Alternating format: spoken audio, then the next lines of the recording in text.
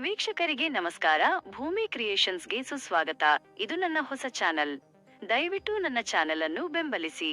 ಇಷ್ಟವಾದರೆ ಲೈಕ್ ಮಾಡಿ, ಸಬ್ಸ್ಕ್ರೈಬ್ ಮಾಡಿ ಮತ್ತು ಶೇರ್ ಮಾಡಿ. ಇದು ನನಗೆ ಹೆಚ್ಚು ವಿಡಿಯೋಗಳನ್ನು ಮಾಡಲು ಪ್ರೋತ್ಸಾಹ ನೀಡುತ್ತದೆ. ಇವತ್ತು ನಾನು ಹೇಳುತ್ತಿರುವ ರೆಸಿಪಿ ಹವ್ಯಕರ ಸಾಂಪ್ರದಾಯಿಕ ಶೈಲಿಯ ಚಕ್ಕುಲಿ ಮಾಡುವುದನ್ನು ಹೇಳಿಕೊಡುತ್ತೇನೆ. ಇದು ನಮ್ಮ ಅತ್ತೆ ರೆಸಿಪಿಯಾಗಿದೆ. ಚಕ್ಕುಲಿ ಮಾಡಲು ಬೇಕಾಗುವ ಸಾಮಗ್ರಿಗಳು: ಅಕ್ಕಿ ಹಿಟ್ಟು, ಪುಟಾಣಿ, ಉದ್ದಿನ ಬೇಳೆ, ಓಂಕಾಳು, ಜೀರಿಗೆ, ಉಪ್ಪು, ನೀರು, ಅಡುಗೆ ಎಣ್ಣೆ. ಸಾಂಪ್ರದಾಯಿಕ ಅಕ್ಕಿ ಹಿಟ್ಟು ಮಾಡುವ ವಿಧಾನ: 1 ಕೆಜಿ ಅಕ್ಕಿಯನ್ನು ಚೆನ್ನಾಗಿ ತೊಳೆದು 1 ಗಂಟೆ ನೆನೆಸಿಡಿ. ನಂತರ ಬಟ್ಟೆ ಮೇಲೆ ಹರಡಿ ಒಣಗಿಸಿ. ಅದು ಒಣಗಿದ ನಂತರ ಹುರಿದು ಮಿಲ್ಲಿಗೆ ಕೊಟ್ಟು ಪುಡಿ ಮಾಡಿಸಿ. ಮನೆಯಲ್ಲಿ ಮಾಡುವುದಾದರೆ ಮಿಕ್ಸರ್ ಜಾರಿಗೆ ಹಾಕಿ ನುಣ್ಣಗೆ ಪುಡಿ ಮಾಡಿ. ಹೀಗೆ ಮಾಡಿದ ಹಿಟ್ಟನ್ನು ಜರಡಿ ಹಿಡಿದರೆ ಮನೆಯಲ್ಲೇ ಅಕ್ಕಿ ಹಿಟ್ಟನ್ನು ತಯಾರಿಸಬಹುದು. ಚಕ್ಕುಲಿ ಮಸಾಲೆ ಮಾಡುವ ವಿಧಾನ: 1 ಕೆಜಿ ಅಕ್ಕಿ ಹಿಟ್ಟಿಗೆ ಬೇಕಾಗುವಷ್ಟು ಮಸಾಲೆಯನ್ನು ಮಾಡುವ ವಿಧಾನ ಇಲ್ಲಿದೆ. ಎಲ್ಲಾ ಸಾಮಗ್ರಿಗಳನ್ನು ಬೇರೆ ಬೇರೆಯಾಗಿ ಹುರಿಯಿರಿ. ಎಲ್ಲಾ ಪದಾರ್ಥಗಳನ್ನು ಒಂದೇ ರೀತಿಯ ಲೋಟದಲ್ಲಿ ಅಳತೆ ಮಾಡಿ. ಒಂದು ಬಾಣಲೆಗೆ 1 ಲೋಟ ಉದ್ದಿನ ಬೇಳೆ ಹಾಕಿ ಹುರಿದು ತೆಗೆದಿಡಿ. ಅದೇ ಬಾಣಲೆಗೆ 1 ಲೋಟ ಪುಟಾಣಿ ಹಾಕಿ ಹುರಿಯಿರಿ. ನಂತರ 4 ಚಮಚ ಜೀರಿಗೆ ಮತ್ತು 2 ಚಮಚ ಓಂಕಾಳನ್ನು ಒಟ್ಟಿಗೆ ಹುರಿಯಿರಿ.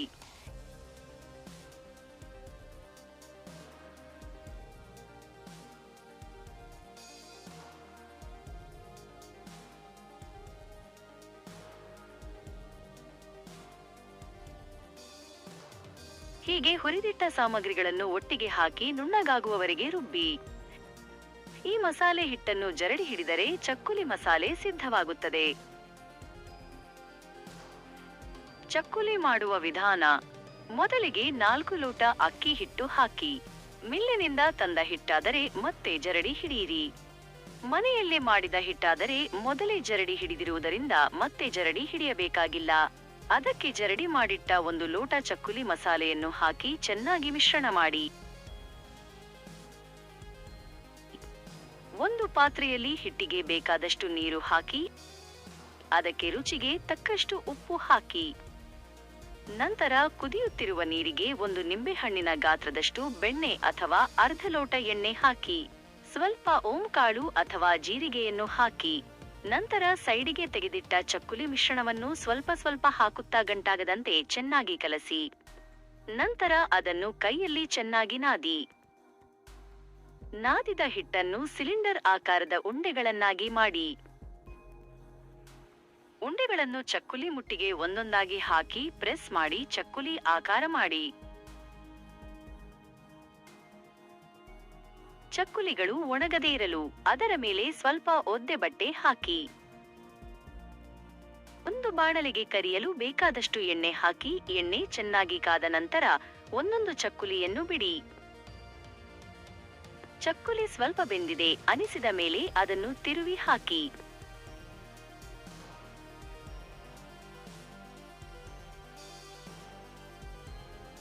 ನೊರೆ ಕಡಿಮೆ ಆದಾಗ ಚಕ್ಕುಲಿ ಬೆಂದಿದೆ ಎಂದರ್ಥ. ಆಗ ಅದನ್ನು ತೆಗೆಯಿರಿ. ಹೀಗೆ ಗರಿಗರಿಯಾದ ಚಕ್ಕುಲಿ ತಯಾರಾಗುತ್ತದೆ. ಒಮ್ಮೆ ಮಾಡಿ ನೋಡಿ, ತುಂಬಾ ಚೆನ್ನಾಗಿ ಬರುತ್ತದೆ ಮತ್ತು ಹೆಚ್ಚು ಸಮಯವೂ ಹಿಡಿಯುವುದಿಲ್ಲ. ಈ ಗಣಪತಿ ಹಬ್ಬಕ್ಕೆ ಇದನ್ನು ಪ್ರಯತ್ನಿಸಿ ನೋಡಿ.